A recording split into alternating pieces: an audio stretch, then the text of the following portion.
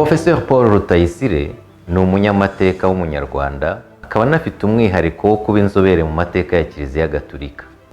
Ni umuntu ushoboye kandi gusesengura ibihe by'ingenzi byabaye mu mateka y'u Rwanda n'uruhare amatsinda atandukanye ndetse na Kiliziya Gatolika irimo yagiye agira mu makimbirane yaranze u Rwanda ndetse bikaza kugera muri Jenoside yakorewe Abatutsi. Icyo nicyo tugiye kuganiraho muri uyu mwanya. Amateka y'igikoroni twaciyemo niyo ntandaro y'ibyo byose. Aya mateka ya gikoroni yazanye ibyo bitekerezo fatizo byakoreshejwe cyane cyane noneho na Parimoto irabyongera cyane muri propaganda irabikoresha. Ese ritewe n'iki kubona igice kimwe cy'abaturage kishyiramo ko hari iki kindi kikirusha kandi ariko ari cyo cyiza, ndetse noneho aho kukigana ukakidetruiza ukagisenya? Kuba uriya genocide scholar kuko izo questionnement nawe urazibona. Icyo kora ngewe mbona ko biterwa na context, bigaterwa na ba acteur ba societe. Abo ngabo nyine bariya bavuga ari kwijyana ni benshi, bumva bashobora kuba ari abayobozi mu nzego zitandukanye. Iyo udafite abayobozi bashobora gutekereza ngo barebe kure, basesengure, bagira ububasha bwo gusesengura, kuko si bose bafite ubusesenguzi. Hanyuma kandi ikindi abayobozi batareba ibyabo kunda yabo, bareba ibya rusange. Nko mu miyoborere y'u Rwanda rwa kera, njye mbona ko icyo kintu kiriya kijyanye na nationalisme, ubwitange ku gihugu, urabona nka ziriya za filozofi yo kuba umutabazi, ukagenda ukitanga ukamena amaraso yawe. Iyo rero udafite sosiyete idafite abantu nk'abo bareba kure, biragoye. Urugero, urebye dufate nk'umuntu nka Nyerere na Kayibanda, niwe ushobora kubyumvira. Muri analize ba Nyerere bariya barebye ubukoroni icyo ari cyo, sibyo? Basanga nyine rya system ishingiye gutandukanya abantu kugira ngo nyine bashobore kubayobora. Noneho rero muri alternative yashyizeho, reka none ushyireho system irwanya icyo gitekerezo. Mwebwe abatanzania turi bamwe, nubwo tudakomoka mu moko amwe, ariko turi bamwe. Ndetse kagira naho byasembura abantu nko gushyiraho ngo reka dushyiraho n'ururimi twese duhuriyeho. Ntabwo Igiswahili cyari icya bose, cyari cy'abantu bakeya, ariko kubera ko yari afite iyo vision yo kufatira, reka dushyiraho n'ibintu, kuvuga ngo turi bamwe ntibihagije, ariko no kugiraho za symbole, ibintu fatizo bituma byerekana nyine ko turi bamwe. Vuga ngo biriya ibyo nkunda cyo gusesengura izo ndangagaciro za Kinyafurika. Umunyafurika ashingiye kuri ntuza ko gushyikirana n'abandi, ashingiye kuri ntuza kubana n'abandi. Biriya bya bujama agira ntuza biriya ngo ajya avuga ngo twebwe abanyafurika ntabwo bagomba kutwigisha socialisme icyo ari cyo. Noneho bimwe niba bakabikorana n'amakosa, akabwira abantu kugira ngo bajye muri ujama village, nta mihanda, nta mashuri. Urabona rero Kayibanda we uramuzi, we yavuze ati gahutu ni gahutu, gatutsi ni gatutsi. Ashingiye kuri ya ideology y'abitekerezo abakoroni bazanye, bigira bite bivangura, ndetse na bwa busigisigi ngo bakurambere badusigiye akagenda bivanaho akabitutiza, byose bihinduka gatutsi.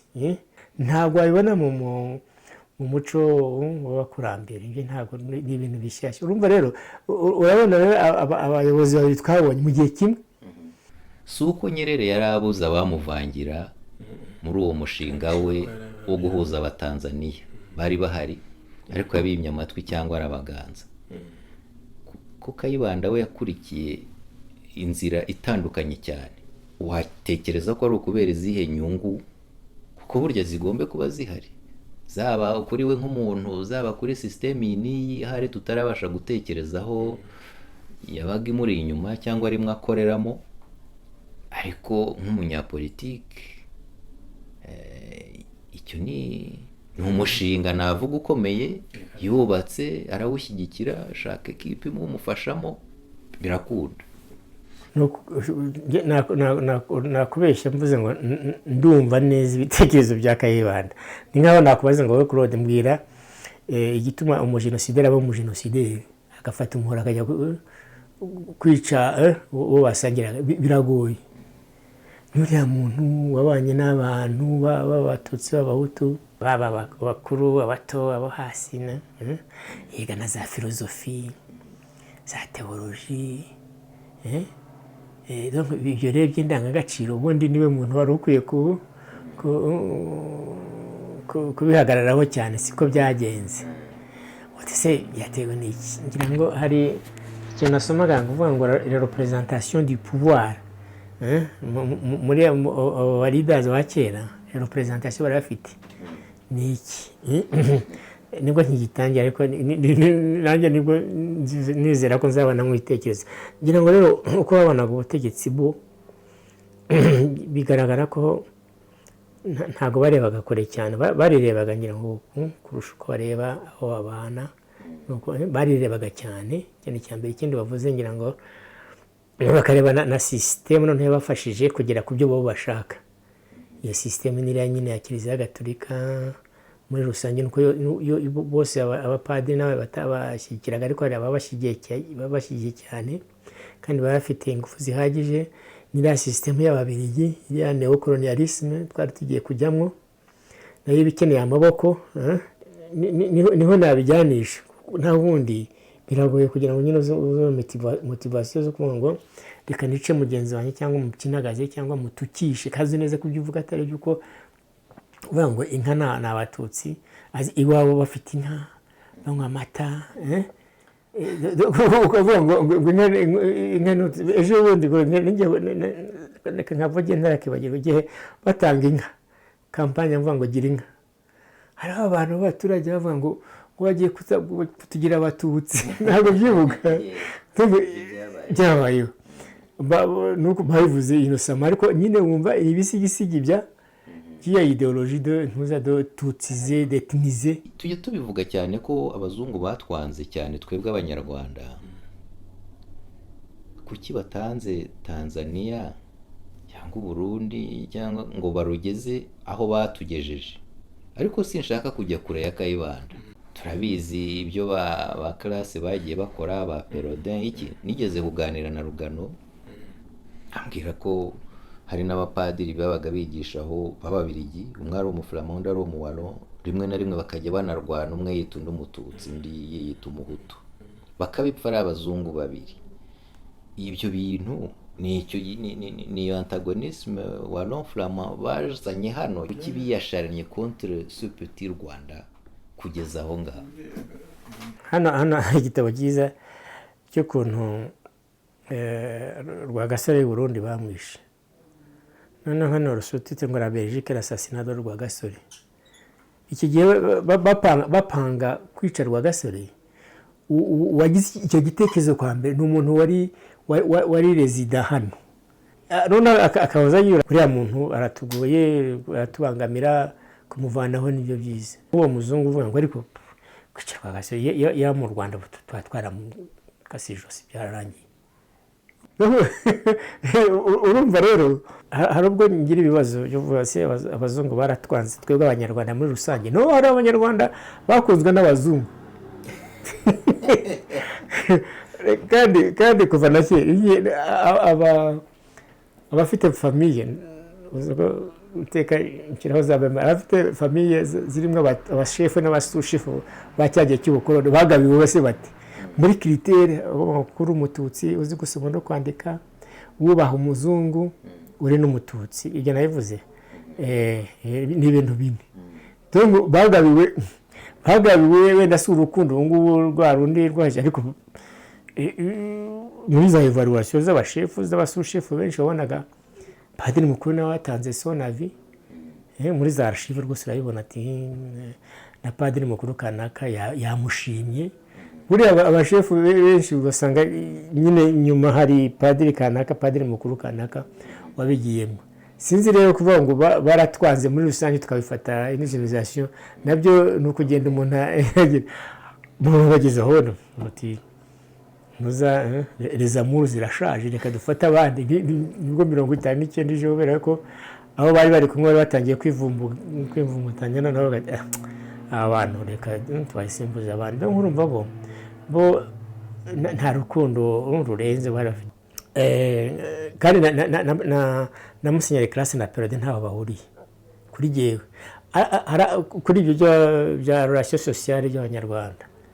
Classe yarafite intuza ye ubushyuzi uko yabyumvaga Kiliziya uko yumva mu muryango uwo ari wo wese yuko byose bigomba kuva ku Mana ariko Imana ikagira uyihagarariye ari we papa agahagarirwa n'umusenyeri ahantu hamwe hanyuma munsi ya musenyeri akaza icyo yitaga igikomangoma cy'umukirisitu Prince Chrétien Rudahigwa nyine urabona l'image atanga u Rwanda. Donc iyo niyo shema yantuza kandi ko Kiliziya igomba kuba ifite ingufu ndetse na leta ikafasha Kiliziya kugira ngo ishinga imizi igere ku gishaka cyose n'ibyo ubona biriya ababirigi baha secteur scolaire yose bakayirekera Kiliziya Gatolika imyaka n'imyaka n'ibindi byose cyane na biriya byo kuvugurura governance abo babyizemo uruhare. Aho urumva rero noneho na Perode niko yabyumvaga Kiliziya igomba kuba ifite uburemere maintenant Classe yakoranye n'abanyarwanda nabo yishakiye na Perode nawe azagira abanyarwanda yishakiye kubera ibihe turimo bigomba abanyarwanda bubaha kandi bakubaha mu bindi bihe bigiye guhinduka kuko tugiye kujya muri ba Perode bose bari muri optique ya independence. None se independence niza abangabo twari turi kumwe batangiye kudutera hejuru ngo bashaka amashuri laïque barashaka iki. Hari abavuga ngo no ikibazo cyacu ntabwo ari icy'abazungu badukolonije ikibazo cyacu ni icy'abatutsi. Iyo ni message yanuze none akareba nanjye nawe uri ntuza uhagarariye un empire ariko empire yanjye ninde kandi sinshaka kwiva muri iki gihugu ndashaka kwihaguma kandi kahagumana ibyo yari ifite ibyo ninde uzamfasha kubigeraho wabona utagukira mu majwi. Twaganiriye na Rwangombwa yewe na Nyaguhorana ingoma Kigeli Ndahindurwa. Rwangombwa ndumva ari wabisobanuye ati ibyo badushinjaga yuko twihariye ubushefu umwami Rudahigwa yaradukoranyije mu nama aratubwira ati ni mu demisione mwese hajyeho abandi bashya sinzi uburyo byari bubeho ariko ni mu demisione ati turabyemera tubyemeye abazungu barabyanga ndetse ngo na Kayibanda yari muri iyo nama n'abandi bakorana nabo barabyanga ati subwo bashakaga iki nyemba by the way ntuza iyo nama Muzehe Rwangombwa arabitubwiye kenshi ndamubwira ariko mu gihe tudafite document y'iki kintu ntabwo dushobora kubyemera gere buriya nta document tubifitiye ariko si ukuvuga ngo ibivuzwe mu magambo ngo ntabwo ari byo birashoboka ko ari byo ariko uvuga ko bademisione baranditse bijya he sesa kandi bari abantu bandika bazi no kwandika none ko kibyavuga mu magambo ntibyandika iyo ni ibyo ngibyo ariko ubona muri Rudahigwa ko ashaka ko igihugu gitera imbere neza.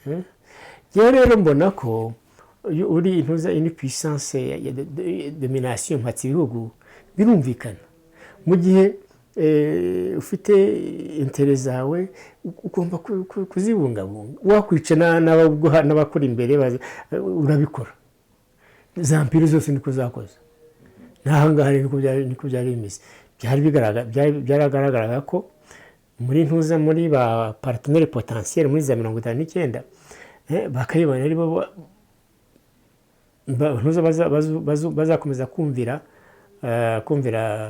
bari abapadiri n'abakoloni byose ibyo biragaragara nibo babigaragaje no muri discours no muri propaganda noneho abandi rero babatiza umurindi gutukana baratukana ubwami barabusebya umwami baramusebya distorsion y'amateka abatutsi baragize imyaka 400, iyo bavuze 400 ajya wumva pari mu butu kuko niko bavuga.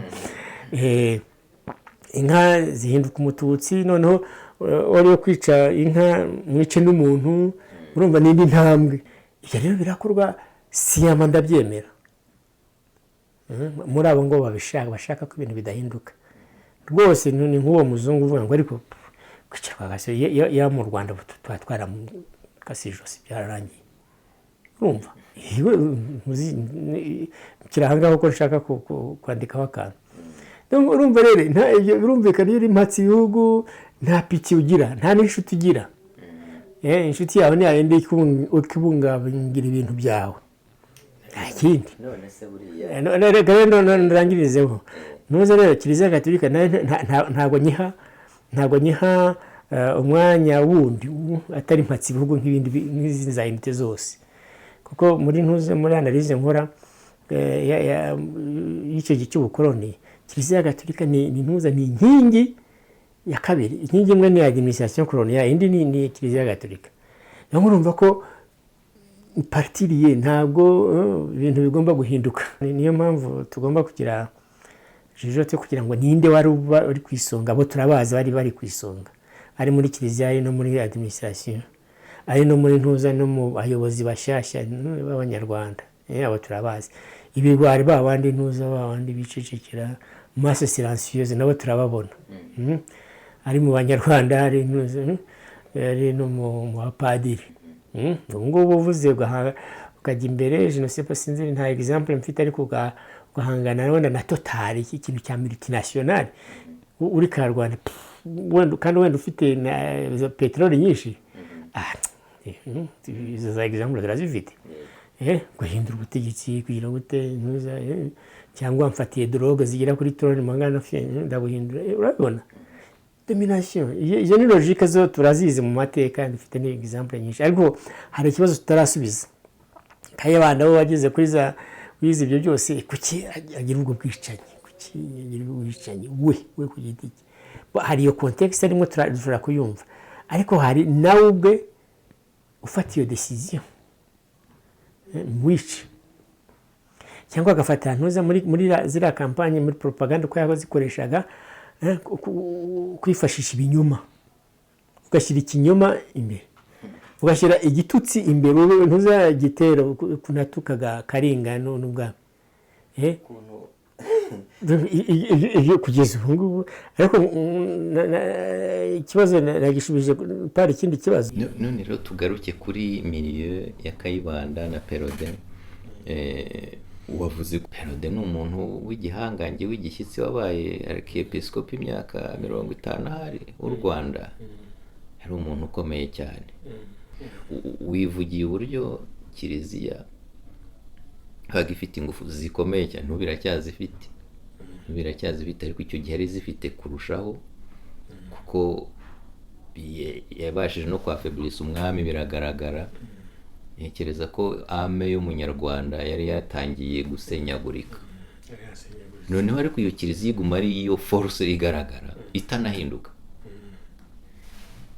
Ibyo bintu ko bisa naho bitudefinisa cyangwa byatudefinishije comme un peuple icyo gihe, ko ari nka malformation dufite mu myaka yakurikiyeho. Nagira ngo ubinsesengurire umbwire uburyo twabanye n'iyo malformation n'uruhare yaba yaragize mu kutuganisha yewe no kuri jenoside yakorewe Abatutsi. Nk'abatwebwe twikurunga mu nyandiko zabo, muri za raporo zabo, igihe ku kindi, mwaka kundi, kwezi ku kundi, ugenda ubona intuza ibyo bari bagamije. Bari cyambere bari bagamije kuza guhindura Abanyarwanda, bavane mu gipagani gishenzi, bashyire muri civilisation égale y'igikirisitu. Niko iyo rwose, kandi bagahindura n'umuryango nyarwanda wose. Yego, bavuga ntuza les conditions matérielles, bavuga les conditions spirituelles, bavuga ntuza le leadership, le prince chrétien. Abamissionnaire pere bakigera bahirite na ravije rwo bashizeho, muzajye mugenda murebe neza uwo mwagira prince chrétien kubera iki ni muri strategie yabo umutware wo hejuru niyemera akabatizwa agahinduka n'abandi ingabo ze zizahinduka. Icyo byatubayeho none bashyiramo ingufu kabisa, ingufu ubwo rero hari ingufu nyine z'abantu bashyiramo, ariko abantu bo bagira strategie bo bati twebwe abazungu twenyine ntabwo bishoboka, reka twagira dushyireho twasosiyemo abanyarwanda bariho bagira bate baza bajye guhindura bene wabo. Birakorwa bikorwa bityo, abagatigisimu, abakuru b'inama, ngira ngo hariya muri kariya gace k'iwanyu mufite abakuru b'inama benshi rero n'ahandi hose bafata na leta mbirigi. Ntuze leta y'Abadage yari ikiri faible, nta bantu benshi yari afite, kandi akigihe n'abamisiyoneri igihe cy'Abadage bamaze kujya ahantu henshi, aribo nyine bari hirya bazira realite. Urumva ko nibo bari la puissance silencieuse à la base. Ibyo rero ni ibintu bigira za efe nyinshi cyane bagenda bahindura ahantu. Noneho Ububiligi buje muri 16 ntavuga turi banyamugwa hashashe. Abelgique bahitaga ngo ni nation catholique. Kubera iki? Kubera ko rupoa catholique bafite hariya mu Bubiligi. Ariko ntabwo ari plus catholique que les français cyangwa les italiens kuki la Belgique. Kubera yuko mu Bubiligi ntuze le pouvoir qui se réclame des catholiques ari très fort. Muri politique. Ari muri politique no mu buzima busanzwe. Hariya mu Bubiligi bo ni situation spéciale. Ushobora kuvuka uri umunyagatolika ukavukira mu parents b'abanyagatolika ukivuriza dans un hôpital catholique subsidié par l'État, ukajya dans des écoles subsidiées par catholiques subsidiées par l'État, ukajya dans une université catholique subsidiée. Donc kuvuka uri gatolika ugapfa uri gatolika. Donc c'est pour te dire yuko intuza ni filière rwose nuko. Hanyuma ubwo rero noneho rero bashyiramo l'utilisation de la violence, de la force. Bose ibyo ni ibintu nabyo biri utemeye, bamenye ko Claude wowe uracyabandwa chasse aux sorciers. Ntabwo ari umugani, bifite realite. Padiri kanaka yamenye ko kuri kariya gasozi kanaka barabandwa, akaza n'imbunda. Nababwiye ko ibi ari ibishizi yambaye na sutani n'ibintu. Ibyo ni ibintu byakozwe, abatware baranyagwa kubera ko batemera ibyo bintu. Noneho muri za 20 nibwo ab'inkwakuzi babonye ko udafite umuntu wize muri famiye yawe ntabwo byose biratakara, bashyiramo abana babo bajya kwiga. Abo ngabo nibo baje kuba abashefu n'abasurushefu, nabo bagenda basimburana kugeza igihe ya 49. Urumva rero ahangaha kabisa njyana navuga ko iyi Kiliziya yagize twita ngo religion d'État, yategeka byose, mbe ni pilier ya kabiri. Ibyo rero nibyo ubona ko twebwe nyine bagerageje kugira ngo table rase ya byose bivanaho byose. Noneho koko kubera ko société yacu malgré yari ifite une certaine centralisation, iyo rero wakase wavanyeho umutwe, ibyinshi biragira bite bijya muri informel, niko muri sociologie de babyira, bijya mu kinyegero. Ntabwo byazimiye kumutera kubandwa, bakomezaga babandwa, ariko bakabandwa babonye neza, cyangwa bagashyira umwana ku irembo bakareba niba umukuru w'inama aza kuhaca cyangwa niho bijya mu kinyegero. Ariko bya bindi byaje biguma ahantu nabwo bidafite imizi. Imizi yayo ni ingufu bikoresha, ni imishyi, ni ubutegetsi bushyashya. Ntuza umushefu n'umusurushefu muri inshingano ze hari ukureba ibintu kubaka ntuza Kiliziya, kureba niba civilisation itera imbere. Civilisation ni ukuvuga ngo niba uri polygame wirukanye abagore bawe ugasigara n'umwe. Ariko abenshi patrona benshi baravuga ngo padi namwirukanye kabisa, nasigaranye umukuru ariko akagenda akamwubakira hariya ibyo byose turabizi ariko biriya byo hejuru bikomezwa n'ingufu zikoresha violence, contrainte, biriya byose ubona byantuza bya contrainte harimo byinshi, harimo akazi, harimo gukorera leta, harimo byose, guhinga ibyo ugomba guhinga, urabona byose ibyo bishya bifashwe n'ibyo ngibyo. Ibindi biri ahangaha n'ubwo ushobora kumenya niba ari umuntu uzi kuraguza ntibakiraguza nka kera, ariko hari udusigisigi baba bafite. Wavuze ngo puratike zacu n'imyemerere yacu byarahutajwe bikwepera mu kinyegero, noneho ibije byo biguma aho ngaho. Ndakubwira ntariko bitanafite ingufu ko ubukoroni bwarangiye hashize imyaka ni 60 n'indi 70. Ibiri mu byagiye mu kinyegero ntabwo byazamutse, kandi abantu baremeraga Imana imwe, byari unificateur y'u Rwanda. Ntibyava mu kinyegero bigumayo. Bya bindi byaje bibeshejweho n'ingufu na contrainte na violence n'iki bidafite imizi, ni hahandi ntibyayigira ngo abantu koko bumve ko ari abavandimwe muri Kristo. Ntibyafata na gatoya kugeza ubwo haba mu bwicanyi bwo guhera muri za 50, haba kugeza muri 94, yewe bavaga kwica bakajya no mu misa. Kuki ibyo bintu byakomeje gusa n'ibikohabita, ariko cyane cyane ibyo twari dusanga ngo bikaguma mu kinyegero, ndetse bikagenda bikibagirana nubwo bya bindi byaje bitagize imizi, ariko byagumye kuri surface ntibyazimira. Byo no kubera iki bya Kristianisme ntabwo dushobora kubishyira. Hari ibyo bariya bazanye nyine uko nagerageje ariko hari na ntuza, hari n'uruhare rw'abanyarwanda ubwabo bagiye muri ibyo bishyashya bakabyemera kabisa, bakabyemera bakumva ko igishenzi ari igishenzi. No mu masengesho y'amadini akomeye yivuze ngo ukavuga uti guterekera abakurambere ni nko kwibuka abakurambere, wibuka neza ko mwabanye neza, nabyo biracyari igipagani. Hari ibintu ushobora kugereranya, uyo bavuga abatagatifu, cyangwa hari ibintu byinshi bagereranya ubundi bitavugitse. N'abanyarwanda rero nabo bafite ngo ntabwo barabyemeye babiteza imbere. Urabona nk'abapadiri uzi, twese tuzi, ajya hari akabwira kabisa ngewe nta umuriye n'ibya mbere. Umuntu wihanagaza muzehe muzungu uvuga ati ngewe narabanze rwose, ariko tuzi ko ari muri bake. Ariko arabivuga akavuga ati narakijijwe.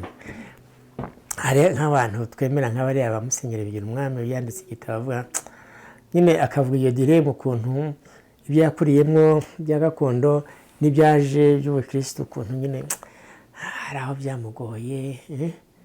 Ngira ngo niyo dilema ubanza yarapfuye akiyifite, ati ngo ni nkaho wajya kwarika umuti ukawushyira kwagika iyo ngiyo, noneho ishami ugatangira ukabikata. Ati ntabwo nari nzi ko baratubwiraga ngo ntaho byahurira, atari ko urumva. Iyo dilema abanyarwanda ubwayo na n'ubu baracyayifite. Ibyo bintu biri mu kinyegero byazamuka, si byose ni bibi, si byose ni igishenzi. Uzi ko benshi nyine batangiye bavuga bati no, ntabwo byose ariko bimeze. Kwibuka umukurambere wanjye mbona ko ari inshingano zanjye nk'umunyarwanda, ntawe nishe. Ikindi rero ni ntuza, kubera ko burya idini ifite imvugo ya kimuntu, ingiro ya kimuntu, ikoresha disikuru, ikoresha amagambo, ikoresha iki, ifite n'imyumvire ya sosiyete iyo dini ishaka kubamwo, gukoreramo no guhindura. Bibona muri iyo zero disikuru zakoreshejwe, hari disikuru hari za contradiction zagiye zigaragara yuko mu byigishwaga n'iryo dini no mu byakorwaga n'abanyamadini n'abandi hari aho bigongana. Wajya kubona ukabona ibyo twakwita mu gifaransa sinzi ko wabyita les contre valeurs, nizo zishyizwe imbere. Uzi ko ari umumisiyoneri w'iwanyu rwose ndabiga i Kabgayi barabaje ati se padiri biragenda bite ko mwicanaga kuki mutoteza abatutsi? On ne peut pas faire une omelette sans casser les œufs. Urabibona aravariza ntuza gusenyera no kutoteza abatutsi aravariza ntuza ubundi ngo muri morale aravuga ngo l'objectif yawe na mwayikoresha zigomba kuba nziza. L'objectif nuko tuguma aha ngaha na kiliziya igakomeza uko yari imeze. Les moyens utilisés peu importe. Nk'aho kiliziya yari menacée par abatutsi se? Nous des forces politiques zashoboraga kujya gufata ubuyobozi dans le cadre de post-indépendance. Ibyo yarashobokaga. Bari bafite mu mutwe w'umuntu nka Lumumba, wazaga agashyiramo byose akabisenya agashyiramo ngo communisme. Bari bafite ubwoba bwa communisme nubwo byari bitekerezo exagéré. Nta communisme bari rwangombwa niba mwaraganiriye yajya avuga ati twebwe mbere kuryama twavugaga rozari namungarurire twebwe batubwira ngo turi abakomunisite. Wari abakomunisite ujya mu kiliziya ugahazwa ukajya ntuza muri penitensiya buri mugoroba ukavuga na rozari. Ubukomunisite bwawe n'ubuhe? Bafite peur bleue. Ntabwo bavuga ngo ni exagération. Abazungu benshi bari bafite ntuza ya mentalite ya ntuza ya guerre froide. Donc batangiye kwiga bagabanya muri ntuza muri neocolonialisme byishyira en place. Kongo iri hariya, Rwanda n'u Burundi dushobora kuba tuhari kugira ngo turebe ibizabera muri Kongo. Urabona ka Kongo na Rwanda n'Uburundi ntabwo byabentereza ntuza nka lieu d'observation cyangwa de repli hagize ikiba muri Kongo cya Kongo nicyo barebaga cyane. Donc urumva rero rwose bari bafite bari abaperodin bari bafite ingengabitekerezo yuko haza des forces politiques zabarwanya. Niyo mpamvu rero nk'umuntu nka Lumumba nka Rwagasore uyu nguyu yemwe na Rudahigwa bamushyiraga muri za kategori bakagenda bose babuserva. Buriya nta muntu cyahite observe para ba espion benshi nka Rudahigwa. Abaganira nabo rero hari abazungu b'abakomunisite baze kumwinjiza muri ibyo bitekerezo. Yagiye ntuza kwa uriya mwami w'Ubuganda Buganda Kabaka kuko nawe yari afite ibitekerezo biri anticolonialiste. Mbere abo ngabo bari anticolonialiste bari danger. Hanyuma reka nshimangire icyo ngicyo légitimer les antivaleurs. Icyo ni ikintu cyakozwe igihe cya Kayibanda. Ntuza kijya muri ntuza de loi bizarre ziriya za équilibre ethnique ntuza kandi za injustice. Ntuza ubundi ni ibintu utashyikira contrôle mérite. Wowe bakakubuza hariya wowe iwanyu uri umututsi ntabwo ujya kwiga kubera ubututsi bwawe. Nta kindi ni discrimination idafite nako discrimination ni claire.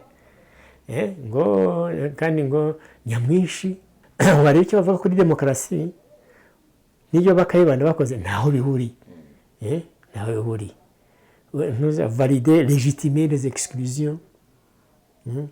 Abatutsi bahunze demokarasi. Izo legitimation bahuza amahoro. None akomeza igenda cyagenda ejo bundi ntuza jenoside yagiriye noneho ntuza les chaires de violence irazamuka. Kiliziya Gatolika ntabwo yigeze paza mikondana ntuza RTR. Ntabwo yigeze ivuga ngo habaye jenoside. Bavuze ngo les actes de génocide byo nabikurikiranye ngira ngo le 15 avril 1995. Ubundi bariya bariko nibwo bavuze ngo habaye des actes de génocide n'ubundi bwicaye. Ari Rome bivuze. Oya ari abacu. Des actes de génocide. Iyo langage ituruka he? Urumva abari bari mu nzego za ntuza cyane cyane n'abafashaga abatarishwe. Ubu ngubu icyo gihe lokereje yari imaze kuba yetiniza, abatutsi benshi bari bapfuye, hasigaye abapadiri b'abahutu benshi aribo bari no mu nzego, bafite umuntu wantuza ngo batari nonse ariko w'umupolone nawe kikwaye ko FPR ni ntuza ni abakomunisite. Iyo kirima bavuga ngo kizera totezwa ntizirakomeza, ariko icyo ushaka kuvuga nuko iriya processus yajyanishaga kuri jenoside, uzi ko harimo ibintu byinshi, ibintu bibangamiye ikiremwamuntu, ibintu birimo ubwicanyi bukomeye. Ibyo ngibyo Kiliziya Gatolika ntabwo yigeze bigira. Wenda abantu ku giti cyabo wabona uti nka Musenyeri kanaka yari handakaje rimwe aravuga, ariko ntababwira ngo la conference episcopale akada. Yego, tugaruke kuri bigira umwami. Buriya wambwiye ikintu gikomeye ntarinzi, uti yapfanye dilemme y'ibye bya kinyarwanda zibifite ireme n'ibyo yemeye gukurikira bindi, ariko akirwana nabyo atumva uburyo kimwe gisumba ikindi. Ko yapfanye izo questionnement n'izo dilemme ari musenyeri ndetse wa mbere w'u Rwanda. Twebwe abakatolika bandi icyo kintu kimeze nka double foi cyangwa double croyance ngira nako twabanye nacyo, ni ntuza turi presque de harya abana ni bipolaire ni biki iyo disorder ni yihe twabanye nayo, ni dichotomique cyangwa schizophrenie. Niyo mpamvu wumva ngo baratubwira ngo genda wishe kororogenere wawe ukagenda ukamwica. Christianisme sociologique irivuza umwami mwese mujyemo. Bavuze ngo itegeko rivuza umwami, ntabwo Rudahigwa yigeze atanga iryo tegeko ryo kuvuga ngo mwese mu batsika, ariko évidemment il a posé des gestes zigaragaza aho abogamiye. Ibyo birazwi nabyo. Ushobora no kutabivuga, ariko utwaye amatafari yo kubaka Kiliziya i Nyanza uko yabikoze, kandi Nyanza hari hatuye se, urabona tuza none ni christianisme sociologique ibya ruhurura. Umva ngo abantu noneho bavuze ngo mugende mwice, padiri yagenda nkuko yabivuze mu gitondo akabasomera misa, hanyuma bakajya gukora ruhurura. Ni ibyo ngibyo ntuza un christianisme sans ntuza sans sociologique. Harya kugira ngo tuzakunde tubone ijuru, ntabwo numva uwo twabaga tubeshya mu kubitwara gutyo. Ni igiki umuntu aba agerageza gusova? Ni nko kugura indorogensiya. Ibyo nimwe bya kera. Muri ibi ngibi twabeshyaga ni twebwe twibeshyaga n'icya mbere. Ikindi twabeshyaga nyine abashaka ko tubijyamo byanze bikunze, twarababeshyaga. Nuza rwose dufite za example nyinshi ko mbere yo kubatizwa ukabanza kujya kureba niba batisime iza kugwa neza.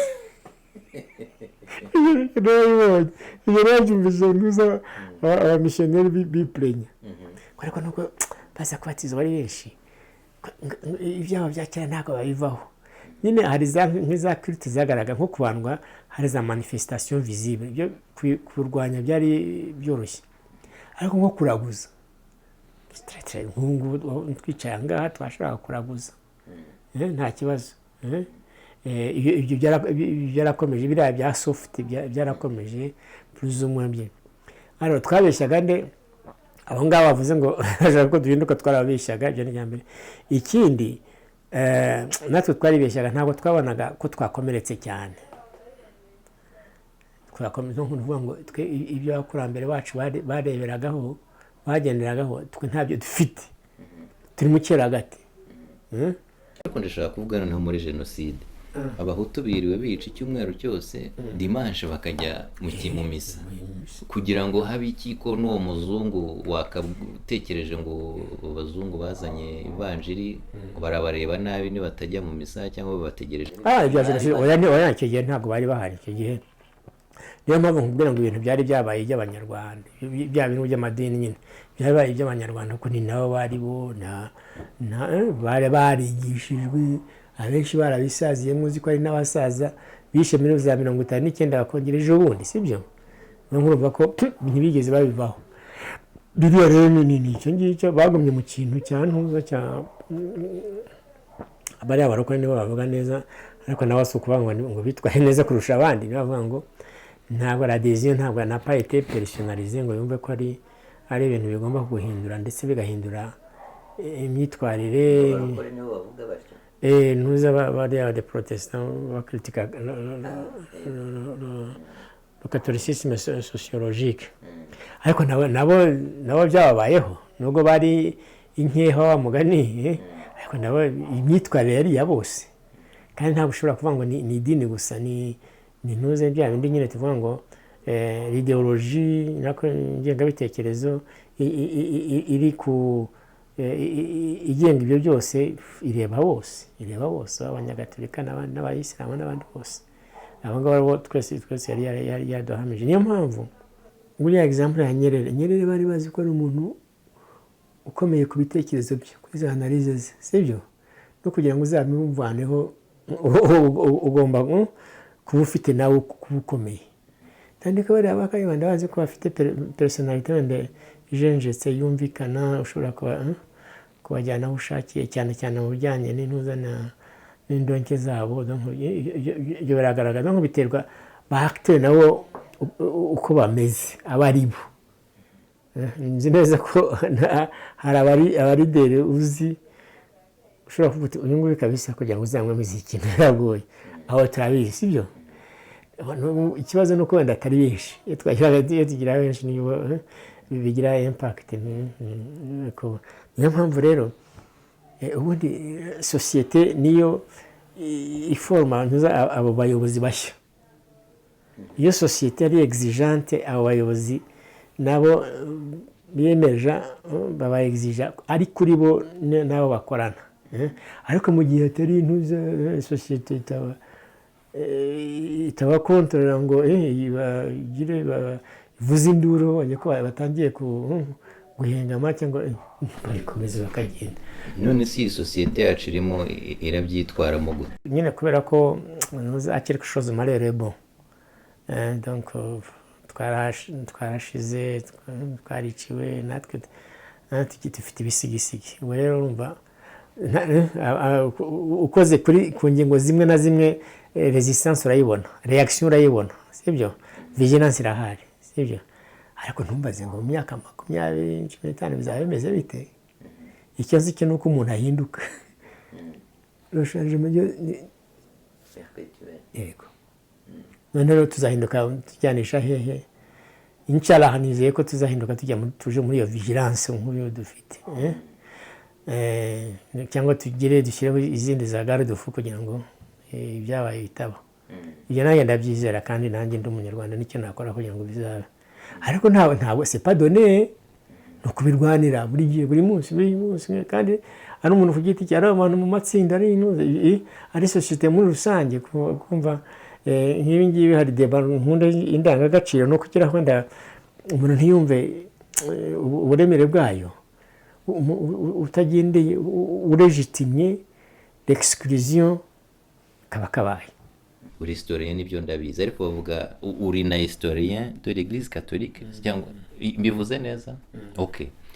Ni biki bijye bikuraza udasinziriye ukibyibazaho muri iyo domaine bijyanye na l'histoire et spécifiquement l'histoire de l'Église catholique y'u Rwanda in the light of the genocide against Tutsis? Icyambere ni désillusion. Kera nk'ibirimo narizi ko religion iyo ari yo yose ishobora kugira ntuza une valeur positive ya ntuza yo de transformer une société positivement. Ndetse kubera ziriya valeur amadini menshi aba afite, mukundane, mufashanye, imana byose, ugasanga ko bishobora no kuba garde fou tuvuge mu Kinyarwanda ni muzane itangiye. Vraiment nakoze ko nzi ko iho ko hagira abayobozi mu madini bafata iyo ntuza izo nzira zivuga ngo twebwe duhereye ku ndangagaciro zacu twemera tugiye guteza imbere umuryango wacu n'abantu bacu. Mbese hariho za example za ujya wumva bavuga ngo théologie de libération muri Amerika y'Epfo, cyangwa ujya wumva ngo Vatican ya kabiri hari ibintu byinshi yashyize imbere, cyangwa uvuga ko umusenyeri kanaka nk'abasenyeri bo muri Afurika babaye ba perezida abantu za conference nationale kubera ko bari bemewe, ko bashobora kuba musengo, bashobora kuba ba mediateur. Urabibona nabonaga ko bishoboka mpereye kuri izo ntuzo izo za kane n'ibindi. Hanyuma rero ibyacu bibaye nibwo natangiye mu mwaka byara ngo ntabwo bishoboka. Ushobora kuba ufite n'idini n'amadini yose ushaka meza yose nako meza ntuza akaga kakaba